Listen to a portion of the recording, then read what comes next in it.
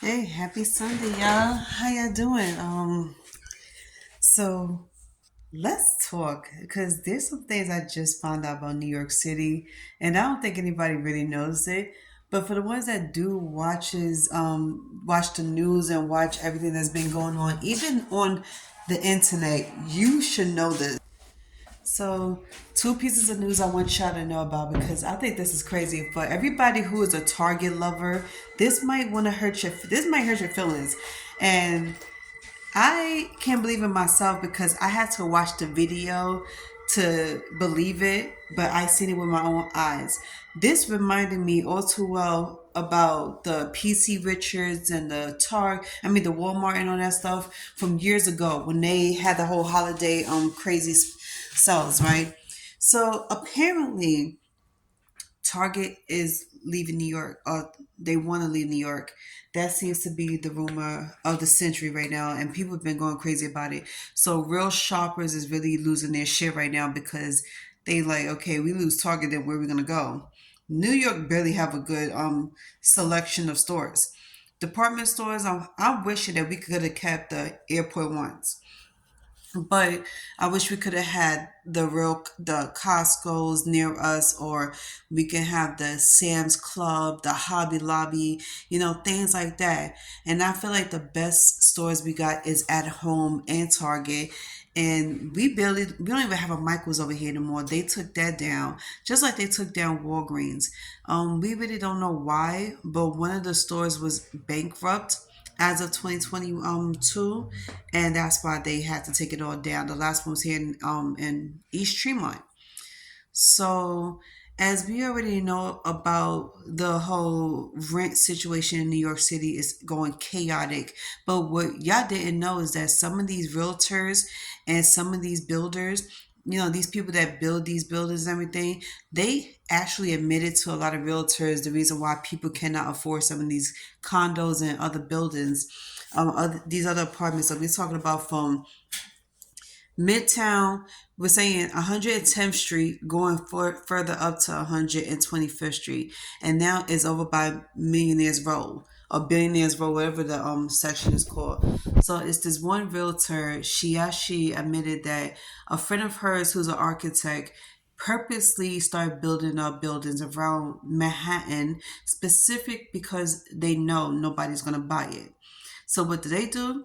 They put up more buildings all around Brooklyn, all around, the Bronx area. And the same person that built those buildings downtown by Billionaires Row is the same people's that's in cahoots with these people's up here in the Bronx that's building up these buildings. So after watching this video, I had to get evidence and I had to see if it was true. And it was very much true. So not one but two people's admitted that these buildings are being built purposely for people not to live here. She was like, can nobody afford to live here? And they purposely made these apartments to be like that so that way they could see who could actually come up with the money other than millionaires to get these apartments. So we looked at a simple two-bedroom apartment in a high-rise building downtown Manhattan that was purposely built back in 2020. So they was like, we're not going to find nobody that's going to live here. Anybody who's in this real estate market, who's into stuff like this probably will, interest y'all more than regular people's out here because a lot of people could care less, but yet they're trying to move somewhere else. So this is just a heads up to remind y'all some of these places that look simple, easy to get, it is not easy to get. Just like how I saw a one-bedroom apartment down in Chinatown, and the first time it was put up, it was labeled as an $1,800 apartment. Now the apartment is $2,500, and there's a one bedroom, is a one bathroom. And here's the thing: the bathroom don't even have a shower. You have so much pipes in the kitchen that you could barely sit a dining table in. And not to mention, the kitchen is hella small, and it goes right into the living room. So automatically, it's like you're in one space. It's seriously a shoebox, and so many people has tried to get these type of apartments just to have the just for the sake of saying I live in Manhattan, rather than having something that's comfortable for you, big enough, and you need storage, because the number one reason people are going crazy over these apartments is storage areas. So to prevent yourself from paying maybe $30 to $50 a month for storage, you will want a big enough closet. You want at least one or two closets, or have a storage underneath your bed. So this is why there's so many peoples out here with different videos on how to make your storage happen.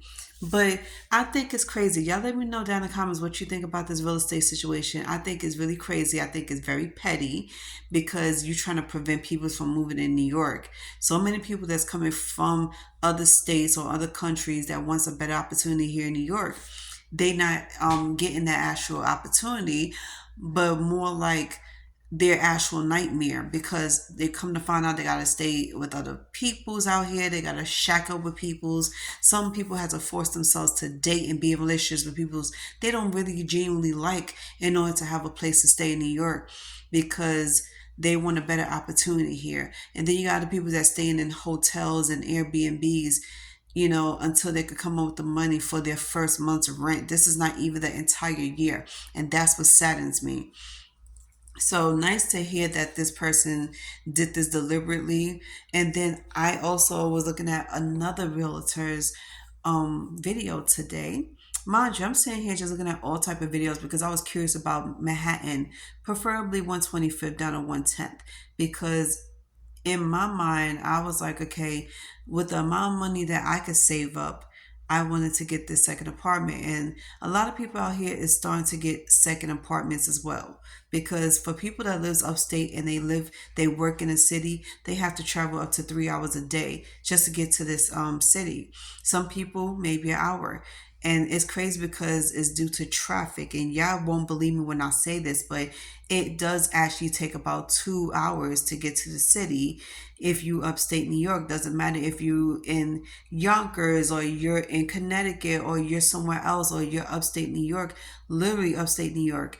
And people are constantly making complaints about this all the time.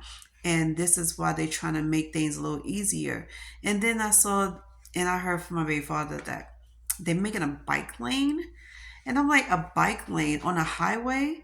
Who's riding their bikes on a highway other than motorcyclists? But whatever. I digress. So as for Target was not the plan, I guess, because from what I heard in news versus from what I'm seeing on YouTube, that Target is starting to leave New York. They don't want to be here due to theft. A lot of people is pickpocketing these stores. But I'm like, that's not the only store. You know how many stores is getting robbed right now? And people are becoming more clever and creative, especially women, because we all know you're a woman, you're not going to physically get checked down, especially if you're a pregnant woman or you're a grandmother. So I went to two different stores, and they're not lying. I went to two different stores. One of them was like a regular department store, like a 99-cent store, and she got caught stealing belts, shirts, and utensils. And this other woman got caught stealing canned goods and stuff. And nobody would ever guess this woman was strapped, literally strapped. So she had Velcro straps around her legs. She had one underneath her shirt, and she was sitting here just grabbing things and attaching it to it. And no wonder why nobody suspected anything until she stepped foot outside of the store. Literally, all you heard was clink, clink, clink. Everything started falling down because she was trying to move, quick. And the guy, usually at the stores here, you get guys sitting at the that takes your bags, that sits at the door. So yeah, in New York is really crazy. Anybody knows New York, you know. So when you come inside the store, you automatically see somebody standing next to the door taking your bags, so that way you won't have to be pickpocket. Like that's gonna work. They wasting their time, right? So this woman, she thought because she has a big belly that she could get away with the crime as well. So she started stealing food. She stole frozen foods. She stole liquor. She stole all types of stuff. And now it's getting crazy to the point she's stealing home decor stuff. And I'm like, you're not that big. So how you manage to get caught, you know, taking a lot of stuff out of here. And she really relied on her big boobs and her big stomach to hide everything. And she got caught the minute she stepped out of the aisle. Because come to find out, thanks to our nosy neighbors, they went to loss prevention and told on her. Yeah, it was crazy. So the moral of the story is stop trying to steal out of big department stores with so many cameras and super nosy neighbors. Okay, like who does that? And I even seen it happen in Family Dollar, and it was just it was weird. Who does that?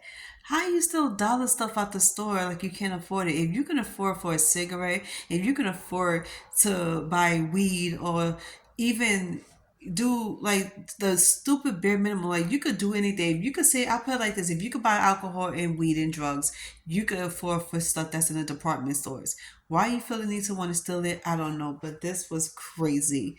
And yeah, I had a good laugh about it because her facial expression says it all. And then on top of that, she tried to run and they kept grabbing her and grabbing her. She didn't run fast enough. But child, y'all let me know in the comments. Seriously, does this happen in your city? And how did you respond to it? Because me, I didn't want to be a part of it. I sat there and laughed about it, even in the employees' faces, because I'm like, well, how would y'all let somebody, why would you let somebody get away with shit like that? And then as many employees that walks around the stores pretending like they restocking, why? Like, how could you not catch somebody on time? How could you not catch somebody from stealing? Like, be serious. The truth.